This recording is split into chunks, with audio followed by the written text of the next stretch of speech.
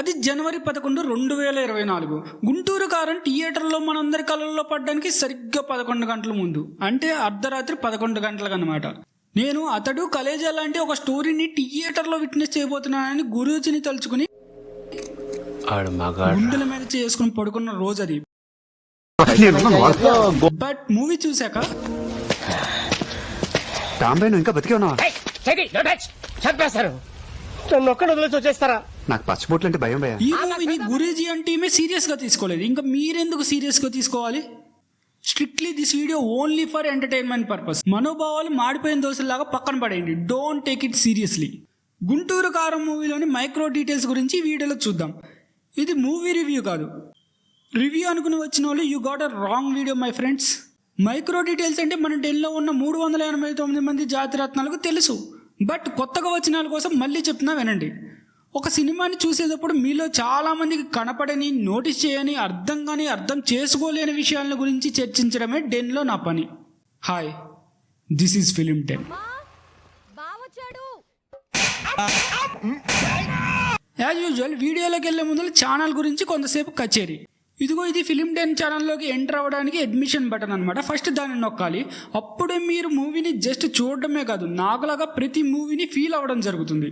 And second thing, ఏంటి అట్టా చూస్తున్నాం, ఈ గంటను కొట్టాలన్నమాట. అప్పుడే మీకు 1 kg గుంటూరు కారం నోటిఫికేషన్ రూపంలో వస్తుందన్నమాట.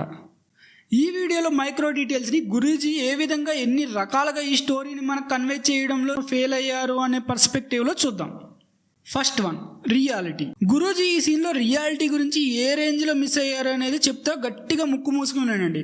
యాక్చువల్గా మన ఇంట్లో పప్పులో తిరగమూత వేయడానికి సలసలా కాగే నూనెలో 2 మిరపకాయలు లేదా 2 దిష్టి తీసిన మిరపకాయలు మంటల్లో వేస్తేనే ఇంట్లో వాళ్ళే కాదు, పక్కింట్లో వాళ్ళు, ఎదురింట్లో వాళ్ళు, వెనకింట్లో వాళ్ళు, పైన వాళ్ళు, కింద వాళ్ళు భోపాల్ గ్లాస్ లీక్ అయినట్టు కింద పేద పడి దొల్లేస్తుంటారు.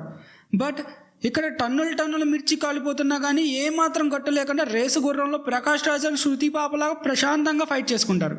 గురూజీ రియాలిటీని ఈ రేంజ్లో మిస్ అవుతారని కళ్ళ కూడా అనుకోలే. Second one, conviction and story building. ఈ మూవీలో కన్విన్స్ చేసే సీన్స్ కొన్ని ఉంటాయి, కన్విన్స్ని పక్కన పడేసే సీన్స్ చాలా ఉంటాయి. కాకపోతే పెద్దాయన ఏం చెప్పాడు, ఆయన చాలా చెప్తుంటారు, బట్ నేను మట్టుకు కన్విన్స్ చేసిన సీన్స్ ముందు చెప్తా, లేకపోతే మీరు కామెంట్స్లో ఈ సీన్ లో వాళ్ళు గుంటూరు వచ్చేటప్పుడు లిమిటెడ్ లగేజ్ తో రావడం చూడొచ్చు.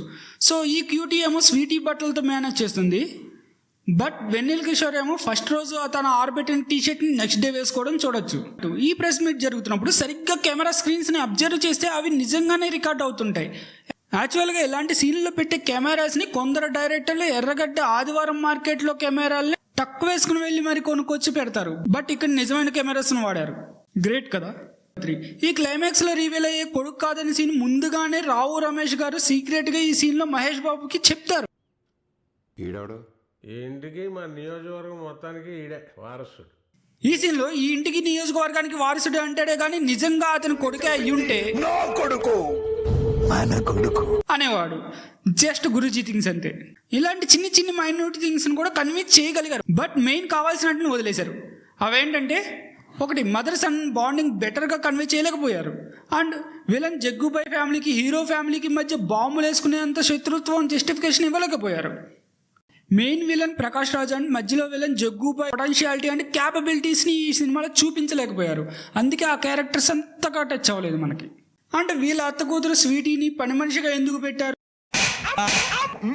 వీటన్నిటిని ఇంకా బెటర్ వేలో కన్వే చేసుంటే, లైక్ మదర్స్ అండ్ బాండింగ్ ఎంత స్ట్రాంగ్గా ఉండేది అనేది విజువల్గా చూపించినట్లయితే, లైక్ అత్తారింటికి దారేది వాళ్ళ అత్త వెళ్ళిపోయేటప్పుడు తాత పడే బాధలా అన్నమాట. అప్పుడే ఈ మూవీ కూడా అత్తారింటికి దారేది ఇలాగా రికార్డులకి దారేది అంటూ వెళ్ళేదేమో.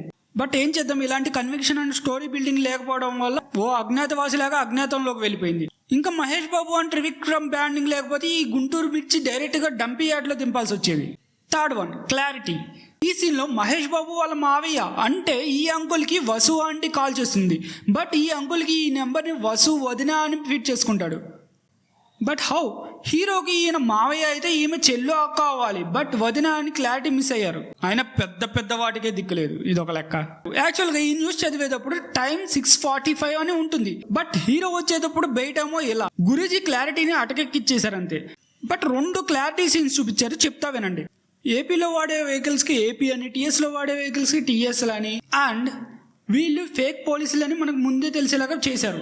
ఎందుకంటే ఎస్ఐ అనుకుంటాడు, మిగిలిన వాళ్ళు ముందుంటారు. ఎస్ఐని పక్కన పెట్టేసి యూఆర్ అండర్ అరెస్ట్ అని కానిస్టేబుల్ అంటాడు. ఇది కూడా మెయింటైన్ చేయి ఉండకపోతే అప్పుడు క్లారిటీ విత్ జీరో కన్విక్షన్ లో ఈ మూవీ చూడాల్సి వచ్చేది. Fourth, camera techniques. మొత్తం ఫ్యామిలీని 30 seconds లో సింగిల్ షాట్ లో రంగస్థలంలో లాగా ఇంట్రడ్యూస్ చేశారు. కెమెరా వర్క్ గట్టిగా ఉంటుందేమో అని ఎక్స్పెక్ట్ చేశా. బట్ ఈ హోర్డింగ్ సీన్ చూసాక ఐఎమ్ ఇన్ హెల్యూసినేషన్ అని నాకు తెలిసి. ఈ హోర్డింగ్ యాక్చువల్గా స్టార్టింగ్ లో ఇలా పడుతుంది, బట్ కెమెరా జూమ్ అయ్యే కొద్దీ డైరెక్షన్ మార్చి ఆ పక్కన పడుతుంది. యాక్చువల్గా ఇలాంటి షాట్ అని తీయడానికి సిండర్ 300 యోధులు ఒక టెక్నిక్ వాడారు. సింపుల్ వేలో చెప్తా, ఒకసారి వినండి. 3 కెమెరాలు పెట్టి 3 విత్ డిఫరెంట్ ఫోకల్ లెన్స్, అంటే 3 డిఫరెంట్ జూమింగ్ లో పెట్టి ఒకే సీన్ ని షూట్ చేస్తారు. కంటిన్యూటీ మిస్ అవడు అండ్ ఆల్సో విజువల్ గా కూడా చూడడానికి చాలా అమేజింగ్ గా ఉంటుంది. ఈ కెమెరా యూజింగ్ టెక్నిక్ పై ఫుల్ వీడియో కావాలంటే చెప్పండి, చేద్దాం. అండ్ ఆల్సో ఈ సీన్ సింగిల్ టేక్ కాదు, బికాస్ గొడుగు మీద ఉండే మార్క్ ఫస్ట్ వెనుకుంటుంది, ఆ తర్వాత అది మళ్ళీ ముందుకు వస్తుంది. అంటే సింగిల్ షాట్ వల్లే యాక్టర్ పొటెన్షియాలిటీ అండ్ వారి యాక్టింగ్ అండ్ డైలాగ్ డెలివరీ తెలుస్తుంది. అంటే ఇదే మూవీలో ఈ లాంగ్ షాట్ చాలా బాగా అనిపించింది. అండ్ కెమెరా యాంగిల్ ఎలా ఉన్నప్పుడు గొడుగు ఎలా ఉంటుంది, అండ్ మళ్ళీ ఫ్రంట్ వ్యూకి వచ్చేదానికి ముందుకు వచ్చేసింది. సో కెమెరా వర్క్ లో కూడా చాలా నెగ్లిజెన్స్ తెలుస్తుంది ఈ మూవీలో. 5th one, editing problem. ఆఖరికి ఎడిటింగ్ లో కూడా నెగ్లిజెన్స్ కనపడుతుంది. ఈ ఇమాజినేషన్ సీన్ స్టార్టింగ్ లో చూపించిన ఈ ఇమాజినేషన్ సేమ్ కాదు. ఇవి 2 చిన్నప్పుడు వదిలేసే టైంలో చేసిన సీన్స్. బట్ ఇక్కడ బన్నీ బయటకు ఉంటుంది, బట్ ఇక్కడ ఉండదు. సేమ్ సీన్ పెట్టాల్సింది, అప్పుడే ఇలాంటి కంటిన్యూటీ మిస్టేక్స్ వచ్చేవి కావు. సినిమా ఎండింగ్ లో మహేష్ బాబు వాళ్ళ అమ్మ దగ్గరికి పోకుండా ఈ గాడ్ని లాస్ట్ కొట్టి వాళ్ళ అమ్మని తీసుకొస్తాడు. ఈ పే ఆఫ్ షాట్ లాగానే మన ఛానల్ గురించి కూడా కామెంట్స్ లో పే ఆఫ్ ఇవ్వండి అంటే మీరు ఏమిస్తారో నాకు తెలుసు. సో అందుకే బాయ్ బాయ్.